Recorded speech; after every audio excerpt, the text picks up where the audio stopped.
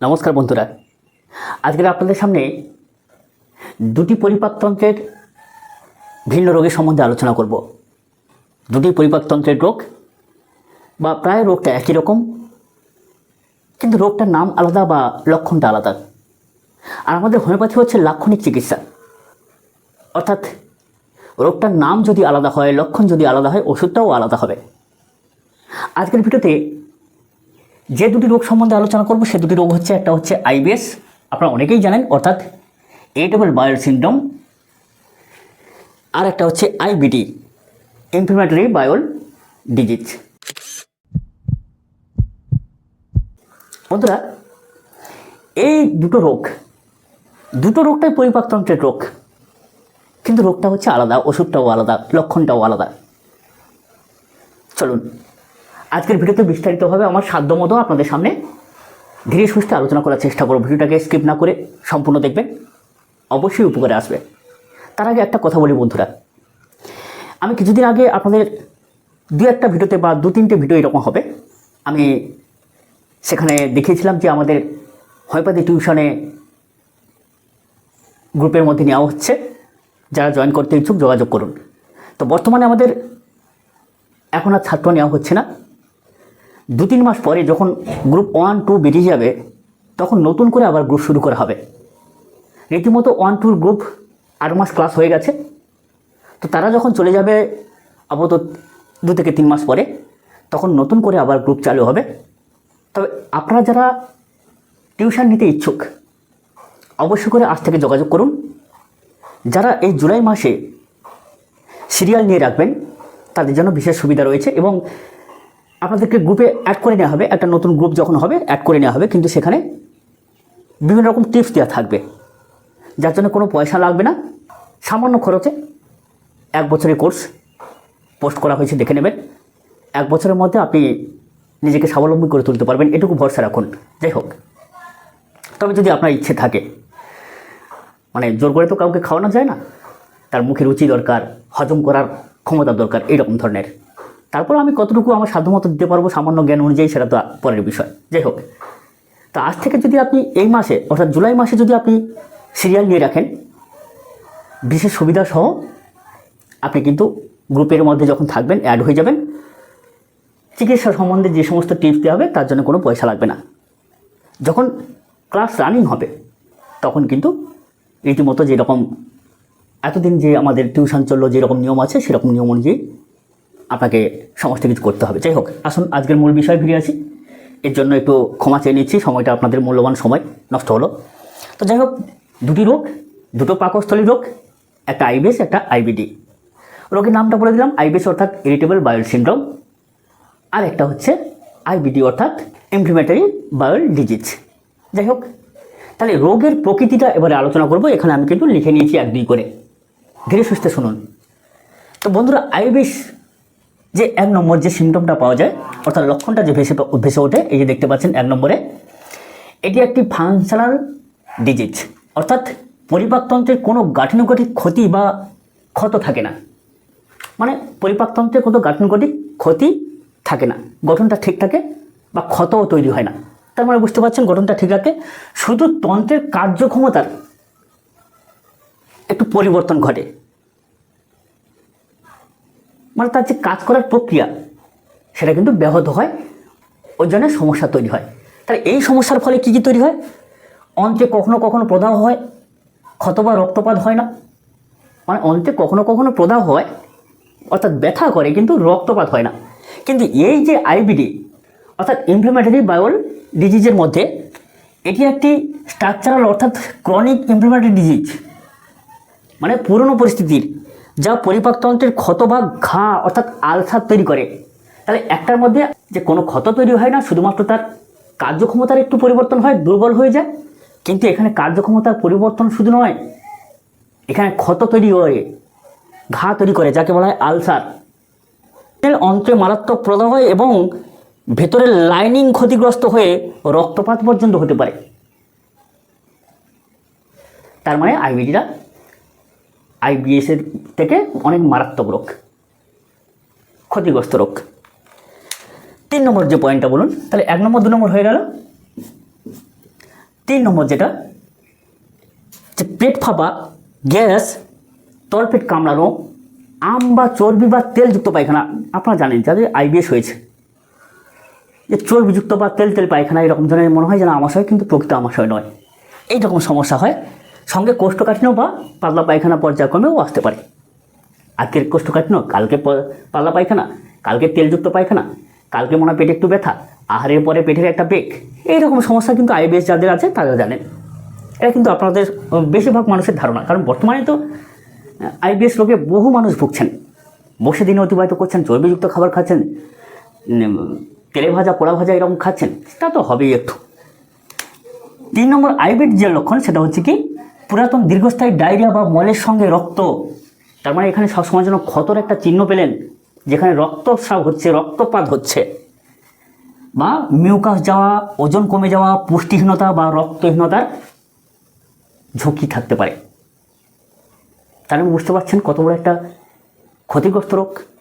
বন্ধুরা, এবারে আসি 4 নম্বর পয়েন্ট, কোন পরীক্ষার মাধ্যমে আপনারা সমস্ত কিছুটাকে উদ্ধার করতে পারবেন।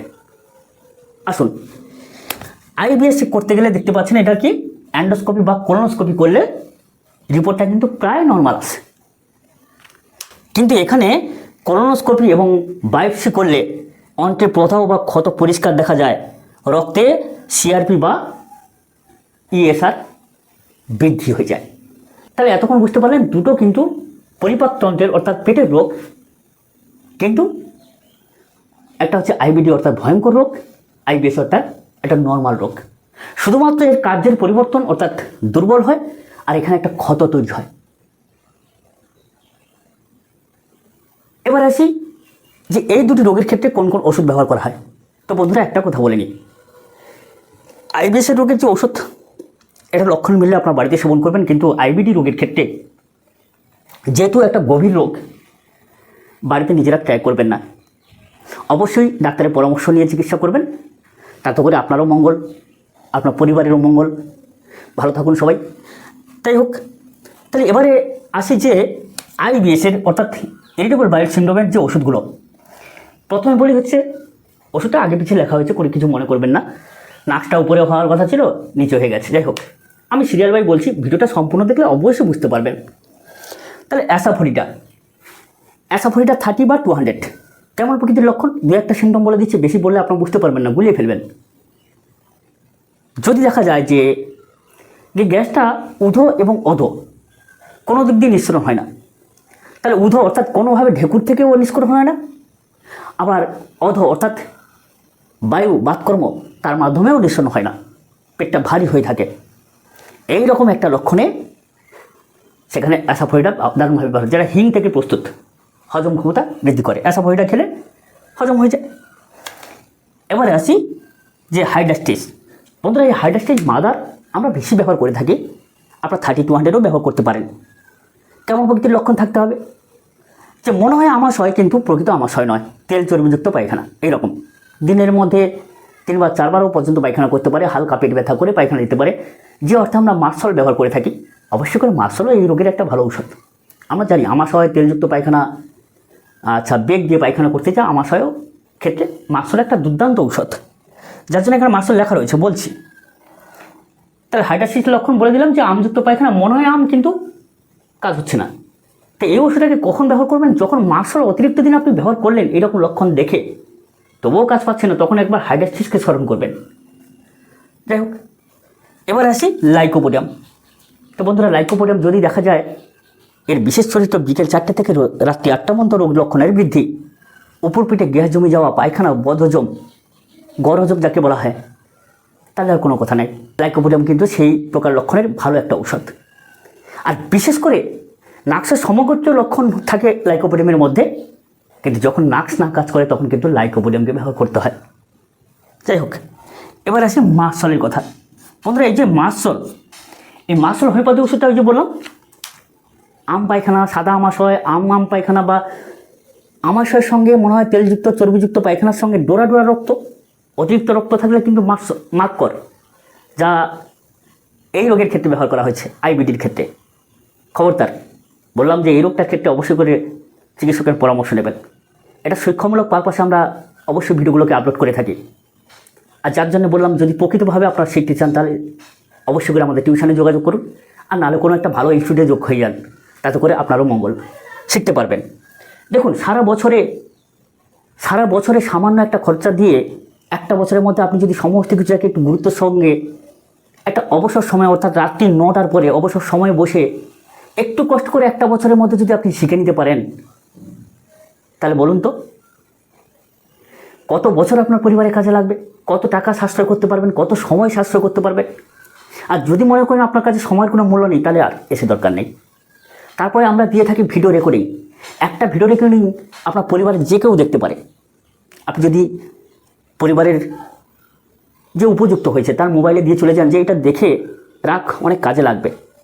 তো ফালতু সব ভিডিও দেখার জায়গায় যদি সামান্য দেখুক, যাই যার রুচি আছে দেখুক, না বলছি না, আপনার রুচি আপনার থাকবে। তো এই ভিডিওগুলোকে যদি প্রয়োজনীয় ভিডিওগুলোকে একটু দেখা যায়, তো আপনি তো একাই গ্রুপে এসেছেন। আমার এই ভিডিওটা নিয়ে যদি সবাই মিলে দেখেন, পরিবারের সবাই মিলে, উপকৃত হবেন না? না হতে পারে। যাই হোক, আসুন আজকে ক্যারিকা পেপার মাদার টিনচার আমাদের গ্যাস হজম ক্ষমতা বৃদ্ধি করতে দারুণভাবে কাজ করে। অতএব আহারের পরে দিনে 2বার, হতে পারে সকাল দুপুর, হতে পারে দুপুর রাত্রে, আহারের পরে 10 ফোঁটা করে 10 ml 15 ml জলের সঙ্গে মিশিয়ে সেবন করুন। দারুণ হজম ক্ষমতা বৃদ্ধি করে এবং গ্যাসও কমাতে সাহায্য করে।